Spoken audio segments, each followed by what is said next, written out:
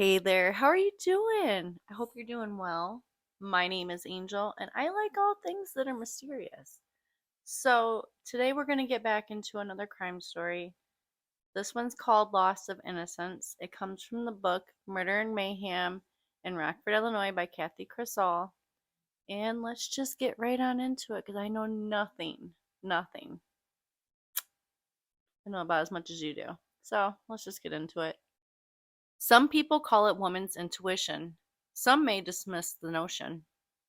No matter what you may believe, the fact is that on that day, Miss Mullendore was worried. She had a bad feeling all day and just could not shake it. It was March 1967. Winter had not loosened its grasp completely, but March 3rd was full of the promise of warmer days. Oh my God. Today is March 4th. I'm recording this on March 4th. Yesterday was March 3rd. That's fucking weird. So weird. No coincidence there. I mean, it is, but it's not. Because I had no idea that it was even going to say that.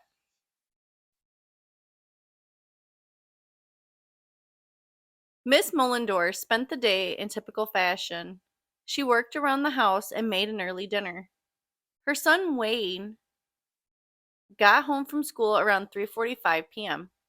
Hey, that's around the time my son gets home from school too. He rides the bus. He was a 7th grader at Wilson Middle School. Miss Mullendore asked Wayne to run to the grocery store for a few things that she needed to finish dinner. The family was going to attend church that evening, and she was in a hurry to get the dinner on the table. The family ate dinner, and then Wayne asked his father for permission to spend the evening with his cousin, Ronald Johnson, whom everyone called Chuck.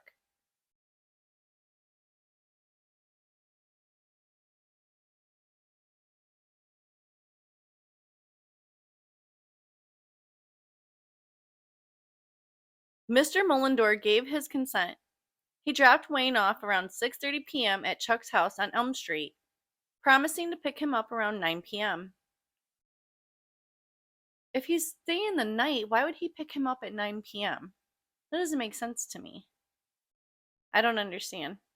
So, anyways, the rest of the family went to church. Later, Miss Mullendore was sitting with an elderly friend, watching television. She still had that nagging feeling from earlier, the feeling that something terrible was going to happen. It was while she was with her friend that she heard the first report of breaking news. There were 2 teenage boys found at Levings Park. Miss Mullendore mentioned her feeling of dread to her husband when he picked her up. Her husband just brushed off her concerns. They stopped at the Johnsons' house to get Wayne and were surprised when Chuck's father said the boys weren't there. They had gone to visit with a friend and hadn't made it back yet. Mr. Mullendore didn't say anything to his wife, but his apprehension was growing as well. They went home and put the other children to bed. They were watching the news when the story was announced again, this time with more details.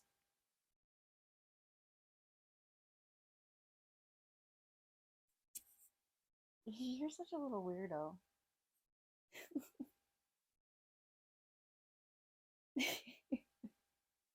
You're a weirdo and you're gonna fall off the couch.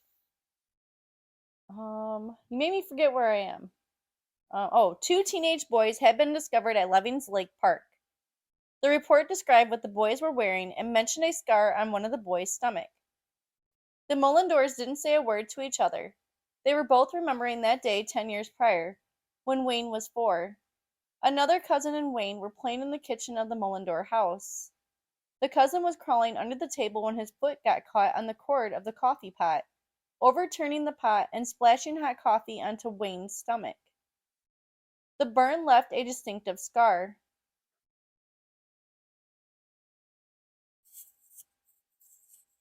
Mr. Mullendore walked to the phone and slowly dialed the telephone number of Rockford Memorial Hospital. The person on the phone asked Mr. Mullendore a few questions and offered to have a police squad car pick him up to bring him to the hospital. Mr. Johnson, Chuck's father, was also starting to worry. He sent Chuck's elder brother to friend Sandy Kane's house around 9:30 p.m. Sandy told the brother that the boys had called her earlier, and she said that they could visit her after 7:30 p.m. at the house where she was babysitting. The boys promised they would come, but they never arrived. No one knew for sure what happened that night. The police only knew that a phone call came in at 8:16 p.m. It sounded like a young woman's voice. The caller stated that 2 boys had been shot at Levings Lake. The police showed up in record time, arriving at 8:18 p.m. The first officers on the scene were Sheriff's deputies Frank Englund, Jr., and Samuel Ritter. Both officers were understandably on edge when they arrived at the scene. The night was foggy and it hung low over the whole area that night, adding to the eeriness. The fog dimmed the single light that shone from the pole by the shelter. Englund reported that he covered Ritter as he ran to the pavilion. We pointed our spotlight into the pavilion and saw 2 bodies against the west wall, Englund said. The officers were so busy trying to get help from the unconscious boys that they didn't really notice how young the boys were. So my sister called, and then the tornado alarm went off. So I have no idea where I was in this story because so much stuff happened. It's not even funny. Don't even know why the tornado siren's going off. Whatever. Looked outside. Yeah, there's nothing about tornado, but yet they're talking about the severe thunderstorm. It's the Midwest. It's the Midwest. This is normal for this shit. Anyways, let's get back into it. So sorry if I go back over what I've already went over, but I honest to God don't remember where I was. So I'm just gonna keep going. Actually, I think I remember this part. The fog dimmed the single light that shone from the pole by the shelter. Englund reported that he covered Ritter as he ran to the pavilion. We pointed our spotlight into the pavilion and saw 2 bodies against the west wall, Englund said. The officers were so busy trying to get help with the unconscious boys that they really didn't notice how young the boys were. They did notice that one boy had... Oh, okay, I did read all this. They did notice that one boy had his hands behind him and the other had his hands in his pockets. They were both face up and the pools of blood were still forming when they were found. The ambulance arrived and the boys were taken to Rockford Memorial Hospital. The looks on the faces of the officers and the paramedics said it all. They all knew they would be investigating homicides. Chuck Johnson was pronounced dead when the ambulance arrived, but Wayne was still fighting for his life. It must have been very chaotic in the emergency room. They had 2 unidentified boys, one dead and the other dying. They didn't know who their parents were or why the boys had been out at the lake. Wayne Mullendore would die before his father reached the hospital. Meanwhile, 2 families were growing more frantic as the evening wore on. Victor Johnson was Chuck Johnson's father. He worked for the Time Screw and Manufacturing Company. When his elder boy finally returned to the Johnson house, the news had started, and Victor Johnson heard the same descriptions that Mr. Mullendore had. Another squad car was sent out for the Johnson family. In an article written much later in 1973, Victor Johnson spoke of what it was like that evening. The first table he came to held the body of his nephew Wayne. He went on to describe the horrific scene. I almost passed out, knowing somewhere in that room was my son. Moving further into the room, the sight that greeted me was one which will never leave me. My son was lying on one of the tables with a bullet wound in his stomach. I did not know at that time that he had a hole in his head also. I know about images like that that'll stay with you forever. Believe that. Maybe not horrific, but when somebody that you love dies and you see them after they die, like how they looked after they died will stay with you for the rest of your life.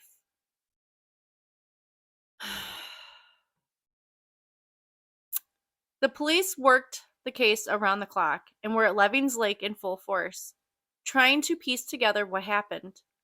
Sheriff Herbert Brown was leading the investigation and was quoted in the Morning Star newspaper as believing the case was premeditated and that it may have been the work of a juvenile, because it appears to have been an execution, done with a ceremony. The police had a theory that someone met the boys, forced them into a car, and brought them to the lake. The boys were made to kneel at the back wall of the stone shelter and were each shot once in the head. After they fell, they were each shot in the stomach. It must have been terrifying for the two boys all alone in the deserted park with a person holding a gun. The clues were few and included some threads found outside the shelter that might have indicated a scuffle. Scuffle? Yeah, scuffle. Whatever. You guys know I can't talk or read. Here we are. But there were no other signs of a fight.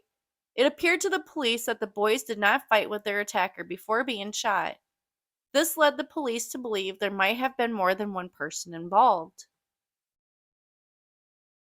The police also found part of a rubber heel inside the shelter. It was not from either of the victims' shoes. These items were sent to the state mobile laboratory that was brought from Joliet to assist with the investigation. The police were also working the phone call they received that had reported the murders. They implored whoever called in to please help us by calling back and giving more information. They were relatively certain that the caller must live outside the city limits because they dialed the sheriff's office and not the Rockford Police Department. A $2,500 reward was offered by the families and the newspaper to help generate leads in the case. The Rockford Police Department was assisting in the case by conducting a door-to-door search in the area of the West State and Johnson Streets. This was the area where the police believed the boys were met by the person in the car. The papers from March 4th were also filled with the students, teachers, and neighbors remembering the two boys. All of the stories described how kind both of the boys were. Both boys were described as soft-spoken, polite, and well-behaved. Wayne's mother stood in his room filled with sports trophies and talked of how he was so hard-working on his paper route and always willing to help his parents around the house. He played baseball, basketball, and bowling. Chuck's neighbors spoke of him shoveling their snow or mowing their lawns. His best friend was Chuck Lathan, whose parents spoke highly of Chuck Johnson. Johnson was quite a baseball player and was scheduled to be the head pitcher for the sports center team in the Bronco Baseball League that spring. Police were able to put together a timeline of the boys' activities for the evening.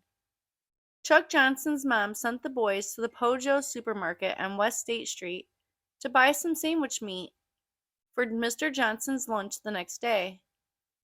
The boys stopped at Mock Drug Store, also on West State Street, to phone Sandy Kane, who invited them to the house where she would be babysitting. The boys stopped at Chuck's house to drop off the sandwich meat around 7:30 p.m. That was the last time anyone saw them. The call notifying the police of the shootings came in at 8:16 p.m. Police were desperate to find out what happened in that 45-minute window of that time. All right, so we're going to keep going, even though I keep getting stopped. I've never got stopped so many times trying to record a video before, but this is my third time that I'm trying to finish this story. And I know you guys aren't going to be able to tell because it's all going to be pieced together and everything, but just know that I started this morning, and it is now 7 o'clock at night. So that just shows how much editing and shit goes on, and you guys don't know what goes on behind the scenes. So, anyways, we gotta finish this damn story. I don't even think we're halfway through the story. Anyways, let's keep going. The woman who hired Sandy Kane to babysit, Miss Donaldson, stated that she was running a late cut. This is where I fucked up last time. This is why I chose to stop. The woman who hired Sandy Kane to babysit, Miss Donaldson, stated that she was running a little late that night and left to pick Sandy up at 7:30 p.m. She noticed a car parked on the wrong side of the road just down from her house. When she returned with Sandy, the car was gone. The news of the shooting spread like wildfire. NBC and CBS sent reporters and cameramen, and the local newspaper reported that it received hundreds of calls from newspapers from New York to the West Coast. Wayne and Chuck were buried on March 7th, 1967, at Willwood Burial Park. That's where my grandparents are buried at on my mom's side. Over 700 people attended the funerals and graveside service, and over 100 vehicles made the long, silent drive from the Julian Poorman Funeral Home down West State Street to the burial site. According to the funeral home staff, this was the biggest service they have ever facilitated. The boys' matching silver caskets were draped with flower arrangements of red roses and white lilies. Over 100 other plants were sent to honor the cousins. Their families stood by the coffins during the ceremony. Many in the crowd were classmates of the boys, and their principal and counselor attended to represent the West Middle School teachers. Their tear-streaked faces spoke of their sorrow. It was during the solemn ceremony that the first whispers were heard. These whispers proclaimed that Sheriff Herb Brown was, at that very moment, questioning someone for these brutal murders. John Wesley Williams, Jr., a 17-year-old African American, had been arrested as a suspect for the killings. Williams' father had purchased a .22 caliber handgun for him the day before the murders. John Williams Sr., a former Winnebago County Sheriff's deputy, had several other guns he owned. The police confiscated Mr. Williams' guns, but the new gun was not found. It's probably in the Rock River. Maybe I'll find it magnet fishing. John Wesley Williams Jr. had been recently found innocent of a sniper wounding charge. Okay. The shooting of the 15-year-old victim had taken place just a few months prior to this charge.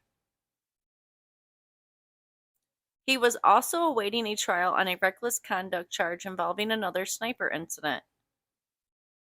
Williams had an alibi for the night of the murders. He was married to a 16-year-old girl named Linda. She said that Williams was home with her having dinner at the time of the shootings.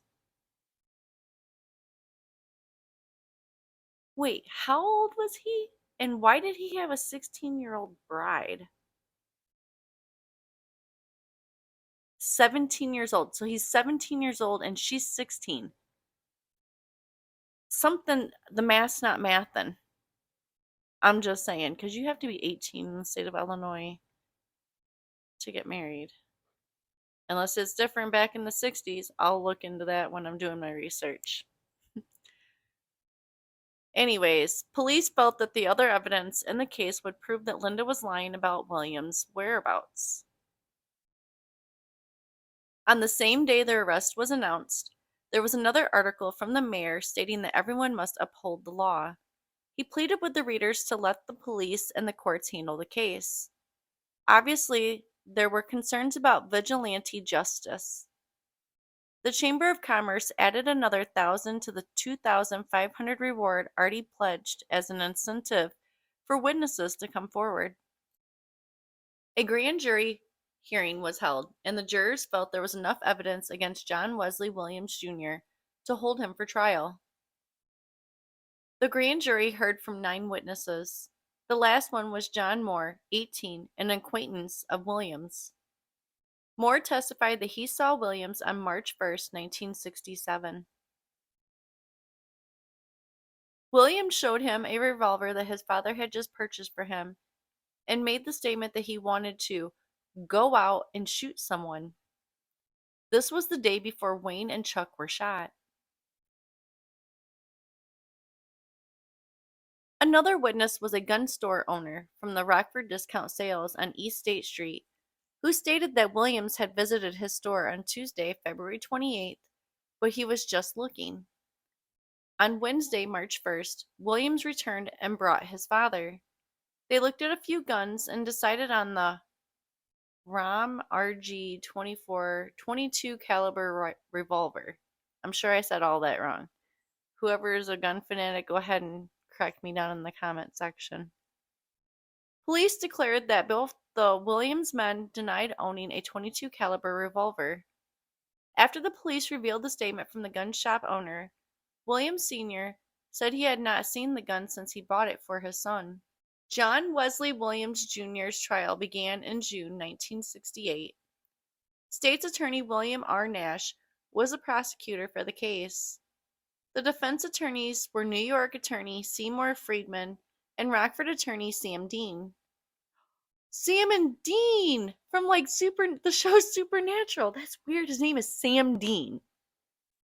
And their names on the show Supernatural were Sam and Dean. Really weird. Anyways, and Dean's the hot one. Anyways, the jury consisted of 7 women and 5 men. The judge was Chief Justice Albert O'Sullivan. Since the case had such massive media coverage, the judge ordered the jury sequestered. I don't know what that means. I'll look that shit up later too. They stayed at the National Motor Inn, now the location of a senior citizen high-rise apartment building. They were not allowed to look at magazines or newspapers, and the televisions were removed from their rooms. One of the witnesses called was the owner of the Rockford Discount Sales, James Anast. His testimony was the same as it had been before the grand jury. He sold a gun to John Wesley Williams that was the same caliber as the murder weapon. Another witness, James Rose, 17, who worked as a bag boy at the Pojo supermarket on West State Street, testified that he saw an African American male in the store at the same time that Wayne and Chuck were there. The main incriminating evidence was found right behind John Williams' house. Some men who knew Williams told the police that he had a target practice area behind his house. When the police followed through with the tip, they discovered slugs that Williams shot from the .22 caliber revolver.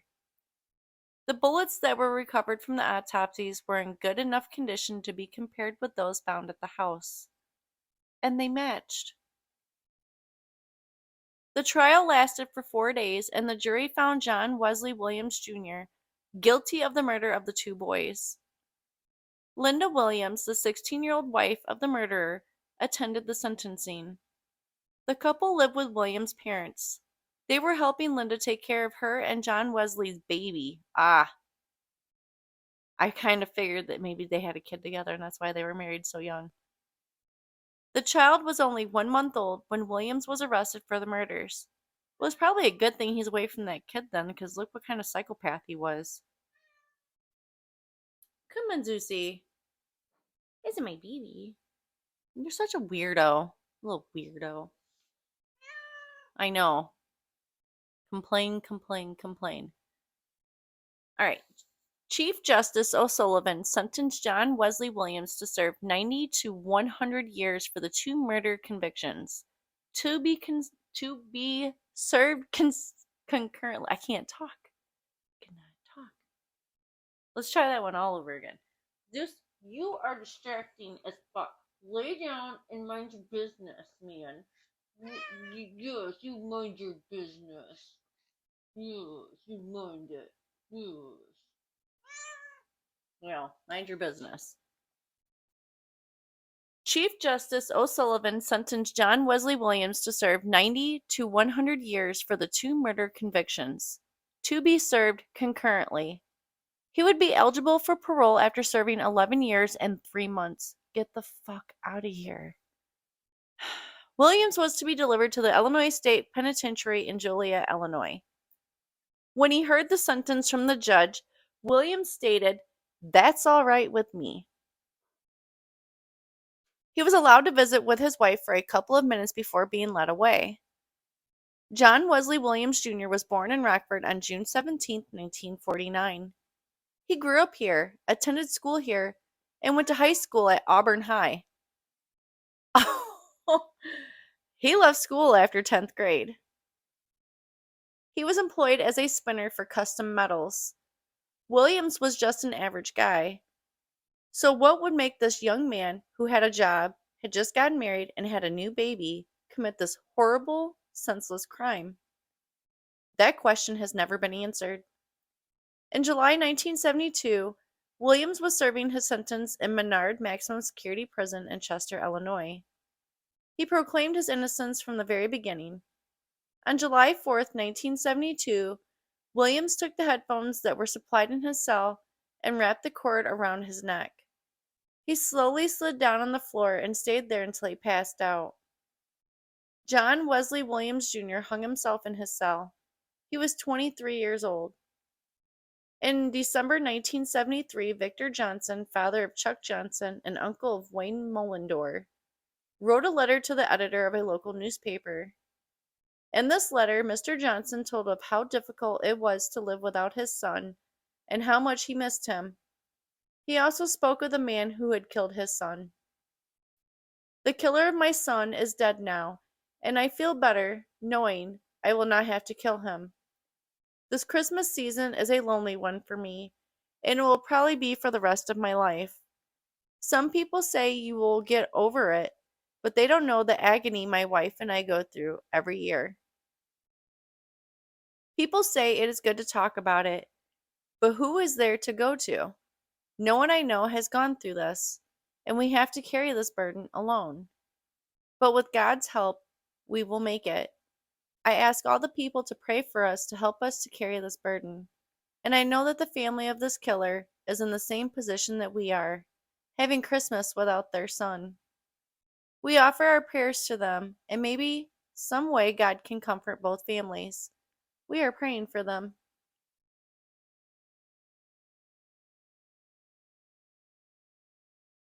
That is the end of that story, guys, and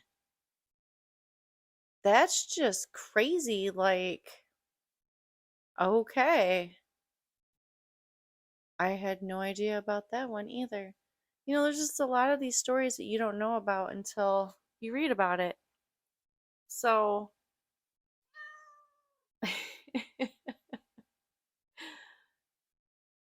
another senseless, stupid murder of two boys. The last one was a little girl, but it doesn't matter. These are poor little innocent kids that are getting killed, and this shit's still going on today. Like, I mean, what was it? Day before yesterday, they pulled a body out of the creek by my dad's house. So, I mean, it wasn't a kid, but it was a guy. And then people, being how fucked up people are, people took video and pictures of that shit and put it online of a dead person online. You know, it is what it is. The families don't even know about that person. Maybe not let them find out online. Maybe that's not the way to do things. I'm just saying. Anyways, um I'm really excited tomorrow. I'm going to do my first, I shouldn't say my first. I'm going to do a redo of my first travel live stream. So, I'm going to the Veterans Memorial Hall. By the time you guys see this, that will already be up. And I'm really excited. I'm really nervous and I'm really excited. And my fingers are crossed that nothing's going to happen. It's just going to go by so smooth and I'm not going to have no issues. But life happens. Anyways, on a positive note, I'm very happy. I'm very excited about that. And I can't wait to share this. I can't wait to share all these experiences with you. And on that note, if you liked this video, give me a thumbs up. If you'd like to see more videos like this, go ahead and subscribe. And as always, I appreciate you so much for watching, and I hope you have a really good night, and I will see you in your super amazing self in the next video. Bye!